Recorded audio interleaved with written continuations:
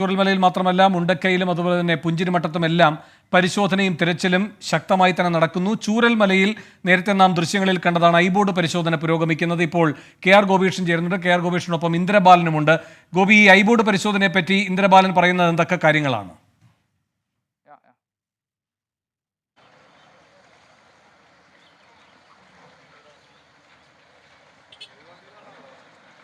ഇപ്പോൾ അത്യാധുനിക സാങ്കേതിക വിദ്യകൾ ഉപയോഗിച്ചുള്ള പരിശോധന, തെരച്ചിൽ അതും നടക്കുന്നുണ്ട്. ചൂരൽമലയൊക്കെ കേന്ദ്രീകരിച്ച് ഡ്രോൺ പരിശോധനയാണത്.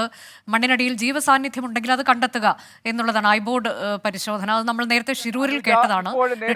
സൂചിപ്പിച്ചതുപോലെ തന്നെ ഒരു ഐബോർഡ് പരിശോധന, അതായത് അത്യാധുനിക റഡാർ സംവിധാനം ഉപയോഗിച്ചിട്ടുള്ള പരിശോധനയാണ് ചൂരൽമലയിൽ നടക്കുന്നത്. നമുക്കറിയാം, ഷിരൂരിൽ ഐബോർഡ് പരിശോധനയ്ക്ക് നേതൃത്വം കൊടുത്ത റിട്ടയർഡ് മേജർ ജനറൽ ഇന്ദ്രബാലൻ, അദ്ദേഹം ഇവിടെയുണ്ട്. അദ്ദേഹവുമായി ഞാൻ അല്പനേരം സംസാരിച്ചു. അനൗദ്യോഗികമായിട്ടാണ് അദ്ദേഹം ചില കാര്യങ്ങൾ പറഞ്ഞത്. അതിൽ പ്രധാനപ്പെട്ട കാര്യം, ഇപ്പോൾ നമുക്ക് കാണാം, ഈ വെള്ളാർമല സ്കൂളിന് സമീപമുള്ള പ്രദേശമാണ്.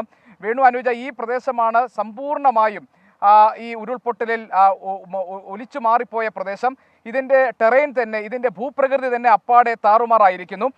ഇപ്പോൾ അവർ പരിശോധിക്കുന്ന പ്രധാനപ്പെട്ട കാര്യം എന്നത്, ഇവിടെ നിന്ന് മലവെള്ളം പൊട്ടി ഒലിച്ചു വന്നത്, അതായത് മുണ്ടക്കൈ ഭാഗത്ത് നിന്ന് ഒലിച്ചു വന്ന ഉരുൾപൊട്ടി ഒലിച്ചു വന്ന വെള്ളവും പാറക്കെട്ടുകളും എല്ലാം ചേർന്ന് വെള്ളം ഒരു സർക്കുലാർ മോഷനിൽ, ഒരു വൃത്താകൃതിയിൽ അത് നേരെ തിരിയുകയും അത് പിന്നീട് തിരിച്ച് റിവേഴ്സായി പോവുകയും ചെയ്തു എന്നതാണ്.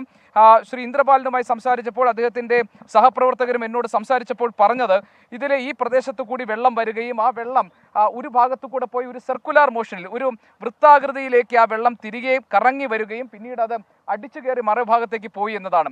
അതിൻ്റെ അർത്ഥം, അതിൽ നിന്ന് അവർ അനുമാനിക്കുന്നത്, അവിടെ നിന്ന് ഒലിച്ചു വന്നിട്ടുള്ള മൃതദേഹങ്ങൾ, ഇതിനകത്ത് അകപ്പെട്ടിട്ടുള്ള ആളുകൾ, അവരുടെ മൃതശരീരങ്ങളൊക്കെ ഒരുപക്ഷെ ഈ തിരിഞ്ഞു വരുന്ന ഈ വൃത്താകൃതിയിലേക്ക് പുഴയുടെ അല്ലെങ്കിൽ ഈ ഒഴുകി വന്ന വെള്ളം തിരിയുന്ന ഭാഗത്ത് ഒരുപക്ഷെ അവിടെ അതിൻ്റെ അവശിഷ്ടങ്ങൾ അവിടെ കിടക്കാനുള്ള സാധ്യതയുണ്ട്.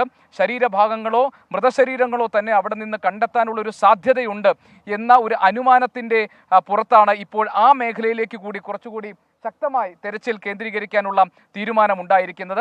അതുകൊണ്ട് ആ പ്രദേശം എങ്ങനെയാണ്, അവിടെയുള്ള സാധ്യതകൾ എന്തൊക്കെയാണ് എന്ന് നോക്കുന്നതിന് വേണ്ടിയാണ് റിട്ടയർഡ് മേജർ ജനറൽ ഇന്ദ്രബാലനും അദ്ദേഹത്തിൻ്റെ സഹപ്രവർത്തകരും ഇപ്പോൾ ഇവിടെ വന്ന് പരിശോധന നടത്തി തിരികെ പോയിട്ടുണ്ട്. അതിൻ്റെ ദൃശ്യങ്ങൾ നമുക്ക് അല്പസമയത്തിനകം തന്നെ കാണിക്കാൻ കഴിയും.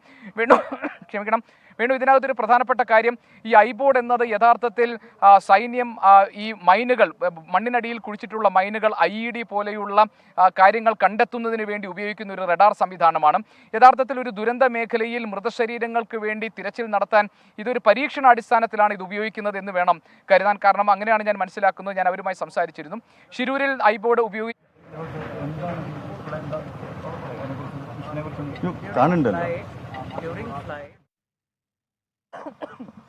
അതിൻ്റെ ഇമേജസ്, അതിൻ്റെ ചിത്രങ്ങൾ, അതിൻ്റെ ദൃശ്യങ്ങൾ കിട്ടും എന്നുള്ളതാണ് ഈ ഐബോർഡ് ഉപയോഗിച്ചിട്ടുള്ള പരിശോധനയിലെ ഏറ്റവും പ്രധാനപ്പെട്ട ഭാഗം.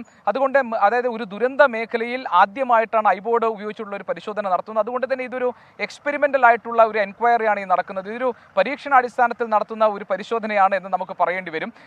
സാധാരണ നിലയിൽ മിലിറ്ററി എക്യുപ്മെൻ്റ് എന്ന നിലയിൽ ഉപയോഗിക്കുന്ന ഈ ഐബോർഡ് ഇതിനു മുൻപ് ഷിരൂരിൽ ഉപയോഗിച്ചു. അതിനുശേഷം ഇപ്പോൾ ഇവിടെ ചൂരൽമലയിൽ കൊണ്ടുവന്നിരിക്കുന്നു. അപ്പോൾ അവർ ഉദ്ദേശിക്കുന്നത് മണ്ണിനടിയിൽ അല്ലെങ്കിൽ കെട്ടുകൾക്കടിയിൽ അല്ലെങ്കിൽ ഒലിച്ചു വന്നിട്ടുള്ള മരത്തടികൾക്കടിയിൽ എവിടെയെങ്കിലും ഒരു മൃതശരീരം കിടക്കുന്നുണ്ടെങ്കിൽ, എവിടെയെങ്കിലും ഒരു ശരീരഭാഗം കിടക്കുന്നുണ്ടെങ്കിൽ അതിൻ്റെ ഇമേജിങ്ങിലൂടെ, അതൊരു തെർമൽ ഇമേജിംഗ് അല്ല, അതൊരു റഡാർ സംവിധാനമാണ്. ഭൂമിയുടെ അടിയിൽ എന്തൊക്കെയാണ് കിടക്കുന്നത് എന്നതിൻ്റെ ഇമേജസ്, അത് എങ്ങനെ കിടക്കുന്നു, അത് ഏത് ലൊക്കേഷനിൽ, ഏത് പ്ലേസിൽ എങ്ങനെയാണ് അത് കിടക്കുന്നത് എന്ന് കാട്ടിത്തരുന്ന ഇമേജസ് ആണ് അതിൽ നിന്നുണ്ടാവുക. അതുകൊണ്ട് തന്നെ ഐബോർഡ് ഉപയോഗിച്ചിട്ടുള്ള പരിശോധന കൊണ്ട് ഇപ്പോൾ അവർ ഉദ്ദേശിക്കുന്നത് ഈ മൃതശരീരങ്ങളോ മൃതഭാഗങ്ങളോ ശരീരാവശിഷ്ടങ്ങളോ എവിടെയെങ്കിലും കുടുങ്ങിക്കിടക്കുന്നുണ്ടെങ്കിൽ കണ്ടെത്തുക എന്നതാണ്. ഇന്ന് വളരെ സൂക്ഷ്മമായിട്ടാണ് ഐബോർഡ് ഉപയോഗിച്ചുള്ള പരിശോധന നടത്തുന്നത്. അതിന് കാരണം എന്താണെന്ന് വെച്ചാൽ, 6ാം ദിവസം ആയതുകൊണ്ട് തന്നെ ജീവനോടെ ആരെങ്കിലും കണ്ടെത്താൻ കഴിയുമെന്നൊരു പ്രതീക്ഷ അവർക്കില്ല. അതുകൊണ്ട് ഇനി പരമാവധി വേഗത്തിൽ തിരച്ചിൽ നടത്തുക എന്നുള്ളതാണ്.